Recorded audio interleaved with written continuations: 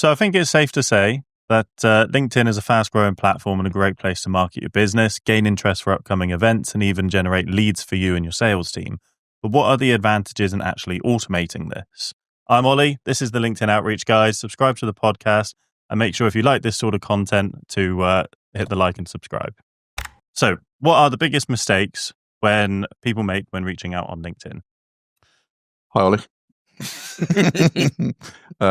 Ollie, obviously, Toby, Reminder, Harry, and Big Mikey here to answer your questions. What was the first question, mate? We are a couple of podcasts in now, so I hope you know who we all are. But yeah, to jump straight into it then, what is the biggest mistake that people make when reaching out on LinkedIn? Well, I'm happy to give my 2 cents first. Of course you are. Of course I am, yeah, obviously, big mouth.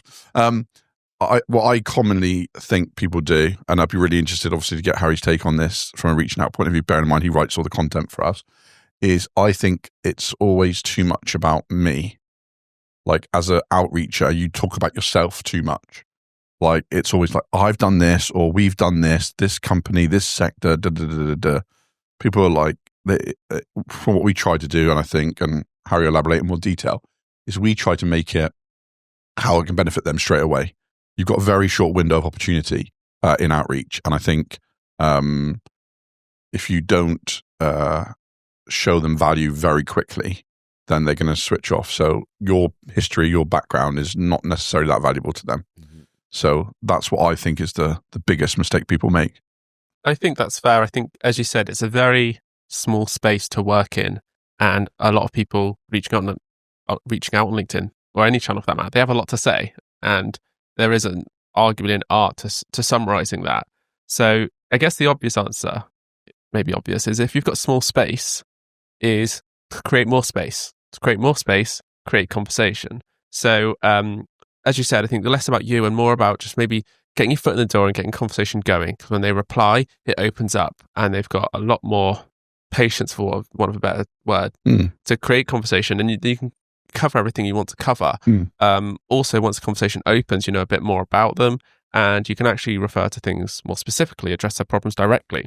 So I think, as you say, it's about avoiding that temptation at the start that, yes, there's a very small space, rather than just squeeze everything about you as a company, everything you do in that space.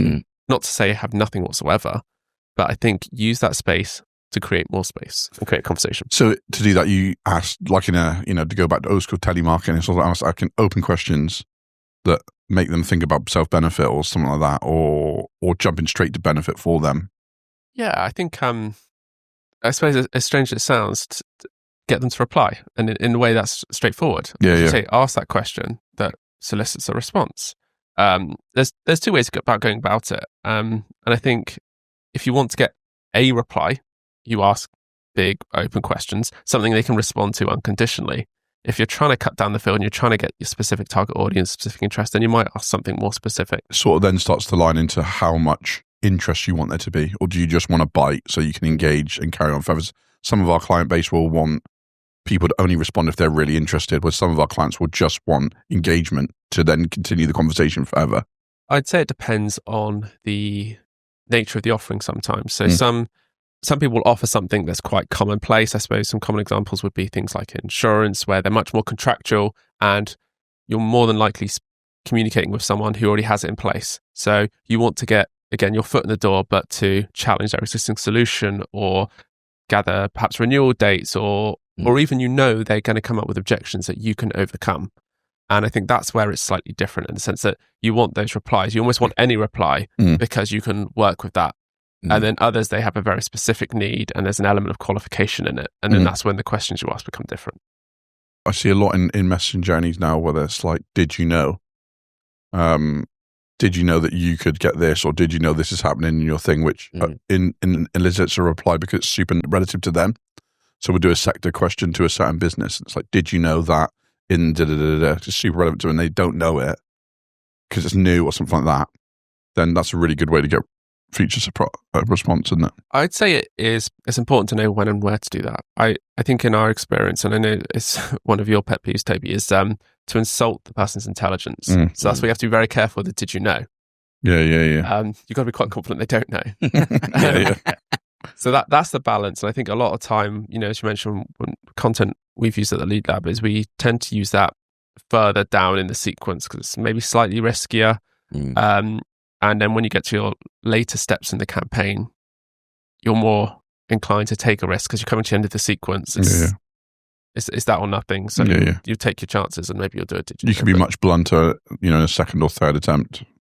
Some people are more comfortable with than others, yes. But fundamentally, that's usually the thinking. You think, okay, it's the last message in the sequence now. We're not going to message them again after this.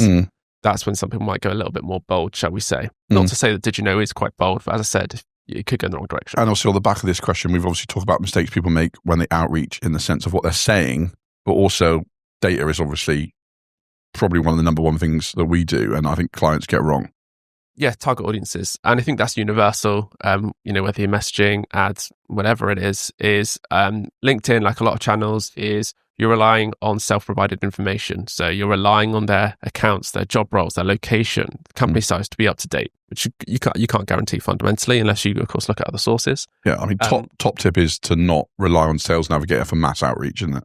That's a number one. Fundamentally, yes. Yeah, I think, again, when you do ads or use Sales Navigator, you can just use the information LinkedIn gives you. But what we've definitely found painfully from first-hand experience is the results just aren't that reliable, especially with things like job role and headcount. You'll find somehow, despite all the filters, positive and negative filters you apply, somehow students will get in, interns will get in, retired people will get in. So unfortunately, at this stage, it does require, again, at this stage, things may change, human input, that manual check to omit those irrelevant contacts, because it's just diluting your target audience fundamentally. Yeah, so just for everyone out there that's going to do mass outreach at any point and pull their information from Sales Navigator, be sure to humanly cleanse it as we do, where you literally have to go through it and eliminate wastage. And to be honest, we normally put out roughly, I would say 30%. I think 30% is fair. Yeah, to make sure quality is there for our clients and for ourselves, really. I wonder from an ad perspective, can you do it that way? Can you do an ad based on like a Excel spreadsheet on LinkedIn? Do you know? What, in terms of your targeting? So when we're doing targeting for ads, for LinkedIn outreach, we obviously build the data sets, but from Sales Nav or from our Cognism. But then even after that, regardless of where we source it from, we still human check it. I.e., someone in our team goes through it manually. Now, is that doable in the ad space? You can still upload them if you've got a spreadsheet, you can upload them as like a custom target audience. market. And then, for example, if you're running Facebook and Instagram ads rather than LinkedIn, you can then create lookalike audiences based on that custom audience as well. But on the first data set basis, you could argue that there's value in humanly checking. Oh, you would absolutely still do that rather than just trusting have it, to basically, go through it and obviously then, especially with Facebook and Instagram, you've got to. It's not going to match everyone. It'll use the names and the email addresses. Do you think LinkedIn do that for themselves because it's advantageous to them in the sense of broader markets mean they can make more money? So if they do put in the stuff and you get the exact information, you can only market to X amount of people. But obviously, if they let these little loopholes through for, I can't think of what it would be, but how some of these students get into our thing, how some of these multiple job titles get into the thing you've built. It's advantageous to them because then their target market is much bigger. And they can run ads to more people, and that cost per view is, which is frustrating for our clients and for us. But for LinkedIn, it just means increased revenue. Exactly right. It's all about the money. So, I mean, interesting, but same for yourself then. What's the biggest sort of mistake you see people making in the world of social ads? So Toby hit the nail on the head, and I think I've had a whinge about this on a previous podcast. I get obviously because of my title, I get a hell of a lot of messages from agencies, marketing agencies, ad agencies, web dev agencies, freelancers.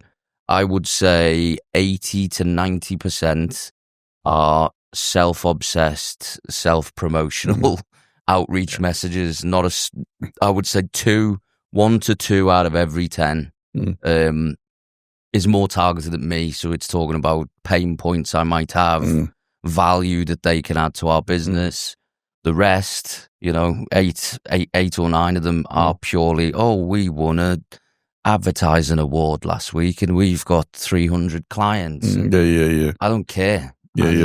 the knock-on effect of that now as well is when I get connection requests, especially if it is someone from an agency or things like that, and especially if they've got a biz dev title or a sales title, I am absolutely not accepting that request. And what about, like, obviously just to try and give value to the end user, like we're obviously talking about mistakes for outreach if they're going to do it themselves on a personal scale when we talk about messaging.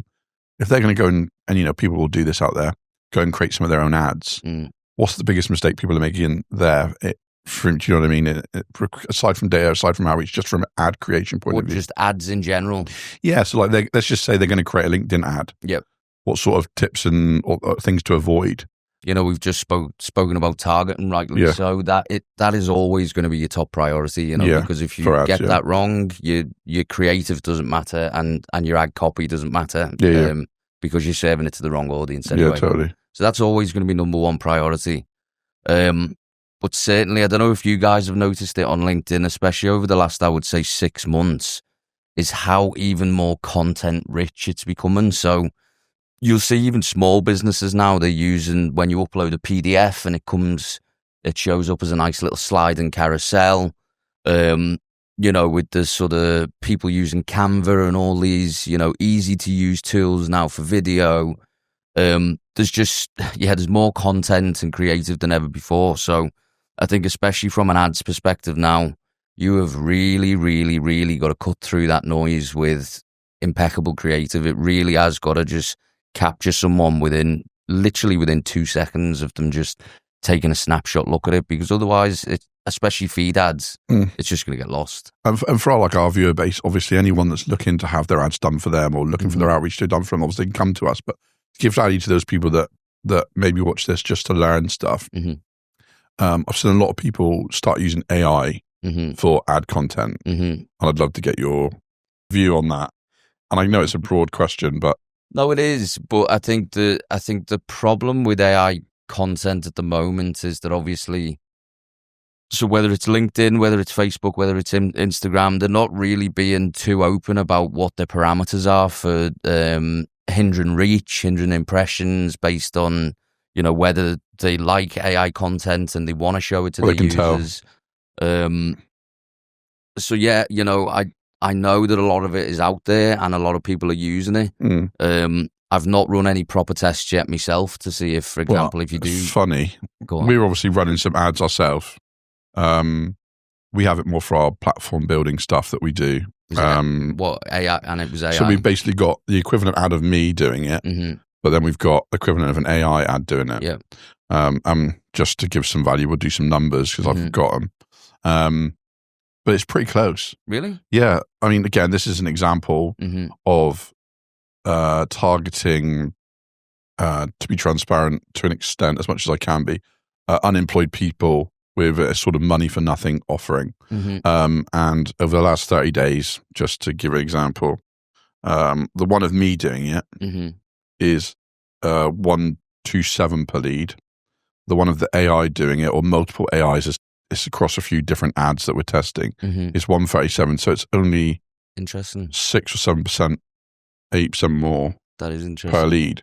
And it doesn't have me doing it, which, we still run the one of me doing it. But again, I don't know. Yeah, that's our first experience of it. Obviously, it's not what we do, but we obviously run some marketing stuff for other bits and bobs. But I think it also depends on your business and your brand as well. If you're, I'll try and give a good example here. If you're like a consumer ethical brand or something like that, or maybe a vegan foods or something like that, or a big business, you're gonna want to go for really authentic content. Then if you don't, it's not in line with your brand. So I think again, it boils down to the brand and business as well. AI content, as good as it is, as efficient as it is to create, it might just not be for you. Even though, if I watch them properly, you can tell they're not that.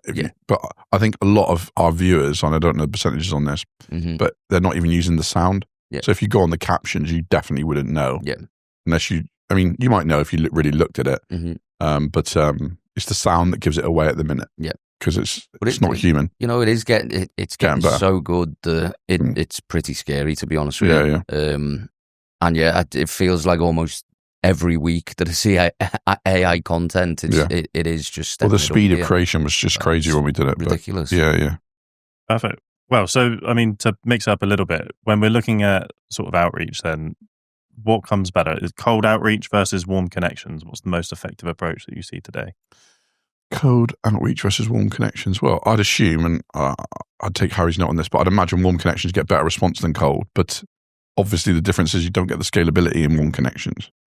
Yeah, I think that's a simple, short answer to it. Again, it depends on your objective. I mean, if you're trying to prospect and generate leads, sometimes it makes sense.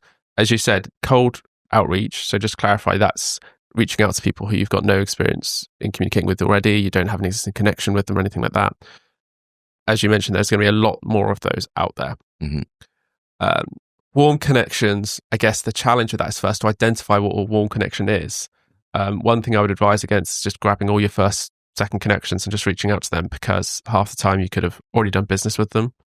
They could actually be personal. We spoke before, I think, actually in a previous podcast, how there's kind of like LinkedIn users who are kind of almost using it like Facebook in a way. Yep. So there's every chance actually a lot of people have connections, it might be relatives when they just got started and things like that. So as you mentioned earlier with target audience, it applies here. I think if you do warm connections, you need to vet it a lot. You don't have that scalability, but you do have the advantage of, I would assume, brand recognition. Well, I'd ask you, obviously we've got a client that will go unnamed with about 90 profiles on our system where we manage their automation, etc. for them. They're just about in the process to start trying to target their existing connections, aren't they, as opposed to our more traditional cold outreach. But I guess it's not started yet, so you don't really know. No, so they've been doing manual outreach for years. Came to us about some automated outreach, and they like the idea of reaching out to people who they reached out to in the past, maybe 6 months or more. Yeah.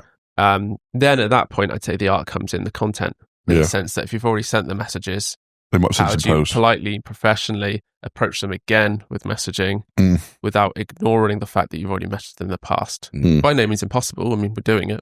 But yeah, that's going to be interesting to see how that works. It also eliminates the need for acceptance, which is obviously a large part of what we do. Yeah. It makes it much less time consuming. You can go straight to the person without having to wait for that extra. There's just obviously, from a scale point of view, like, we build mass marketing machines where LinkedIn outreach goes and does it all the time. You can only do that to people you got connected to. Yeah. So you can do it once a year, once every 6 months, but you can't go and mass market that to the rest of your marketplace. If you own 1% of the market you're connected with, then you can only so much you can do of it, basically. So that's the downside to it. Sometimes choice does come out of it. And I think the other thing, you mentioned, Ollie, that it's quicker because you don't have to connect with them. But also, let's not forget that they didn't respond the first time round. So there's an inclination that they might not respond again the second time round. So, whereas, I guess, when you're reaching out cold, it's more of a mystery. I think that's just something to bear in mind. It's not some kind of magic bullet, because the reality is a lot of these people, sometimes it is just timing. In fact, I'd say a lot of the time it's probably timing. But I think you just have to accept that they also didn't reply the first time round. So that's the other fact to consider. So do you have to break down the entire connection base that they've already established, though, into multiple different sort of campaign data sets? Fundamentally, yes, you'd have to categorize your existing connections, because you have people who you're just connected with, people who you've connected with and messaged. So there's kind of two pots there, and they could integrate further, because you might have messaged them with a full sequence. You might have just sent them a connection request. And there could people, like I said earlier, you just connected with because you're related, or you actually worked with them in the past and not relevant. So you still need to do that admin and fundamentally look at your first or second degree connections and divide them up and determine which of those pots, so to speak, are the right people to prospect with a fresh set of messaging. So yeah, there's work at the start, but yes. So interestingly, Mikey, you'd have the same sort of thing when it comes to this as well. Obviously, is it better to reach out to cold connections or actually using ads to target existing connections? There's a place for both, to be honest with you. And obviously, what I would call like prospecting ads is the equivalent to cold outreach. That's where a lot of new business comes from as well. There's definitely, they've basically both got to be running in tandem. Essentially, it's not, shall we do this or shall we do that? It's, you got to do both. I just depend on a viewer for a second. Obviously, we have other businesses outside the Lead Lab and LinkedIn outreach, etc. And we have another company that has I don't know, not a lot on Instagram, like 3,000 followers or whatever. And we've built that off of ads basically over the last 6 to 9 months. It's a relatively new business. And I wanted to run a special offer to our following. I actually found that quite difficult to do. Like, I couldn't see very quickly via the app. Obviously, normally we use Ads Manager.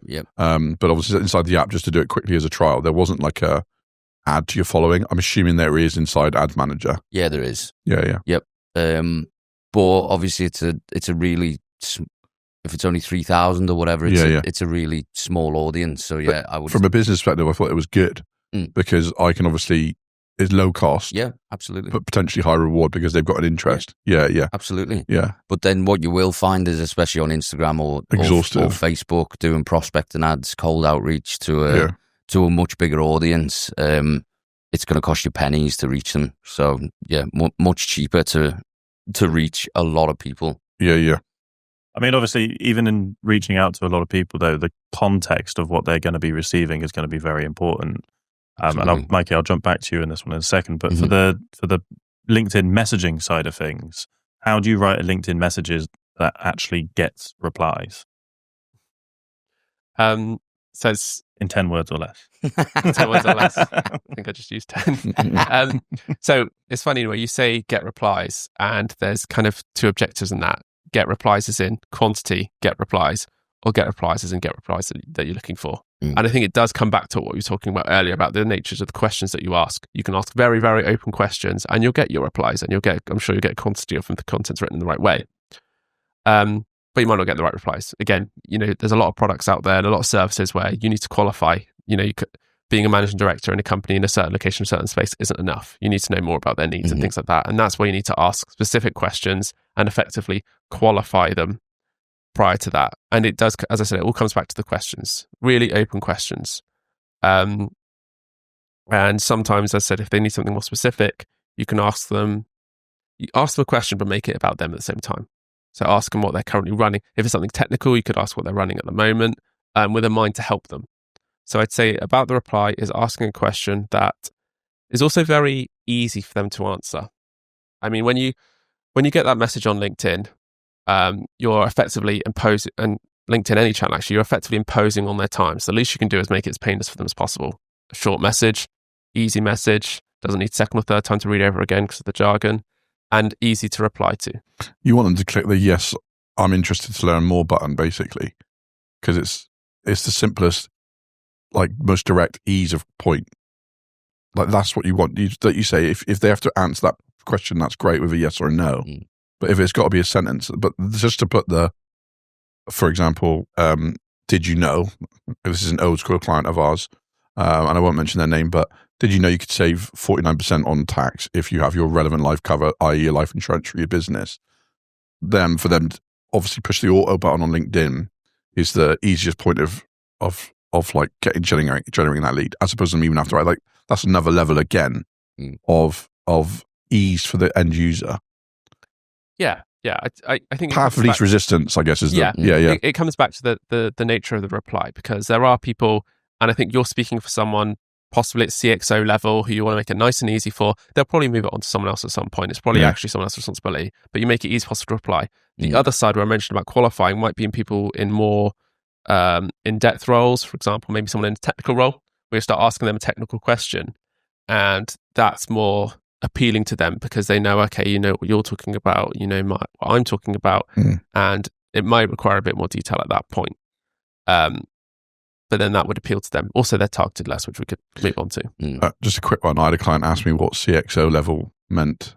Oh, yeah. And I'm sure we'll have other views that'll have the same question. So CXO level is basically someone at the top of the business. So it'd be a chief executive officer, chief finance officer, the decision makers, if you will. They might have someone else do the actual work behind the scenes, but they will make the decision on, yes, I want to proceed with your offering.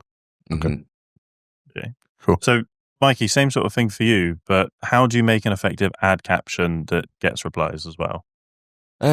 You've got to base it on the target audience. So just to give you an example, we had a client, an investment, like an investment house, if you like, that were targeting people coming up to retirement age and basically, invest from minimum of 15 grand and get like passive income basically.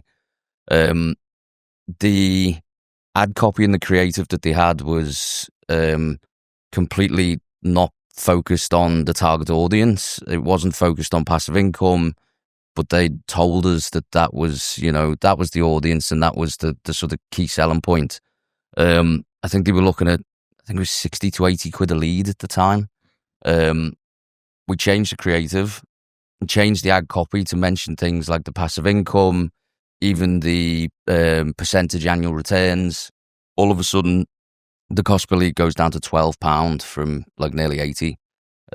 So yeah, you've got then a client who, if they're spending just for argument's sake, 200 quid a day, you've gone from 2 to 4 leads to 20 leads, just 20. And is that just from going from benefit to actual broad description of benefit to actual financial numbers benefit? Yeah, and that's just the change. Are you going to do this? And then over here, you're going to say you're going to save 25%. Exactly. And look, don't get me wrong, the creative that we did was like because it's on property investment. So it was like a before and after video, of this derelict house and then this absolutely lush not just interior words, done, but with an overlay of, I think it was 18% returns or something like that. And I reckon even if we'd have just done the creative and not the ad copy change, you probably still would have seen a similar reduction in CPL. But I think because we added the passive income element to the ad copy as well, which is what the client told us was, one of the key USPs for these people sort of coming up to retirement. I think the two is obviously sort of combined to really appeal to the target audience. I think for me as well, I would always try and keep it, the opening part of the ad copy, keep it succinct, maybe even one sentence, one shortish sentence, and then underneath you can do, bullet points of USPs, maybe using emojis or something like that, followed by just a short CTA at the bottom. The mistake a lot of people make, I think, is just reams and reams of ad copy, and it's just too much. People don't have time and they don't have the attention spans. Obviously, you're talking about that on posts. I constantly see now, and this is slightly on LinkedIn as well as Instagram and Facebook, like influencers writing absolute essays. Yep. Like for me, profiling me, I'm like a high read, fast paced, so it's like the worst thing for me ever. Yeah. But I'm assuming there's value in it because a lot of the big guns are doing it. There must be, and a good example is, I don't know if you've seen, like these life coach people and all these. They're a prime example where it'd be online courses, and they're a bit like a pyramid scheme and stuff like that. Again, like reams and reams of ad copy. Now, for me, I'm not even reading. I'm at the second sentence and I'm done. Like if you haven't told me the value, what it can do for me, if you haven't grabbed me attention, then I'm gone after 2 sentences. But obviously, as you say, like these guys, and especially some of these coaches, they must be spending an absolute fortune on ads. It's almost like a pre-sale, isn't it, as well? Like they've got your interest in the first 2, but if you just are getting pre-sold basically as you read all that the extra content. So look, I think especially if you're going for if it's a really wide target audience, like a lot of these, especially on Facebook and Instagram, if your audience is a few million people or whatever, I guess you can, the long form ad copy is going to appeal to some people, but I would say in this day and age, I would keep it succinct. Sorry. Yeah. Majority of people prefer a book with lots of pretty pictures. Yeah, exactly. Pretty picture. Maybe a big text overlay in the corner, and then just succinct. It's got to align with sort of age demographics as well. Yeah, absolutely. As people it's just doing that slowly, short attention span. Yeah. Used to video content as opposed to written word. And look, I think obviously as time goes on, I think attention span's just going to get worse and worse and worse. It's going to come to a point where you're going to have to grab someone within a fraction of a second, not within 3 to 5 seconds or whatever it is. Which is really interesting, and to go back to one of our topics, but we try to have that mindset now, don't we? We try to already be there from a LinkedIn outreach content point of view. It's like, I think that's what, honestly, I think everyone I think you got to get ahead, because if you get in that if you don't get in that mindset now, you're going to be behind when it comes. So, good show. So Not to start an argument with everyone here, but Five. should you use connection requests, in-mails, ads? What's the best approach in 2025? I feel like this is probably better off for our next podcast. I don't think we've got time to debate that now. If we've only got a couple of minutes left, unfortunately. But we could definitely use that in our next pod. Okay. Yeah. We can come back to that. I can save this question if you're not ready to take each other on today. No, I feel like there's plenty of time in that one, and we haven't got a lot of time left in this episode for that. But it's a great starter for the next episode. Yeah, that's going to be a good one. Absolutely. I'll come well prepared. It's like what happens next, and then tune in next week. Yeah. Yes, we're going to debate that, basically. Cliffhanger. What are we debating again? Tune in and we'll see Toby go head-to-head with Mikey. What is it we're debating again? What do you think's better? LinkedIn, connections, ads, in-mails? And we've got some new services around emails as well that are crazy good, so we can share that as well. We can, yes, we can do. In short, as we've got a bit of time, is we can now do in-mails for around 25 pence an in-mail, which is outrageous. I'm not sure how long we'll be able to do it for, but we can do it at the minute. So yeah, if you want to get in touch to have a chat about that. Any interest, all links will be provided below as usual. Yeah, and you can book in with us and we can chat to you about our in-mail opportunity that we currently have. How long that's available for, we do not know, as LinkedIn are always moving the goalposts. But you won't be able to do it yourself. So yeah, get in touch. Yeah. If you like today's podcast, remember to like and subscribe. Check out our shorts for all the best bits. Watch the long form video in all the channels. All links will be provided below. Until the next one. Cheers. Cheers, guys.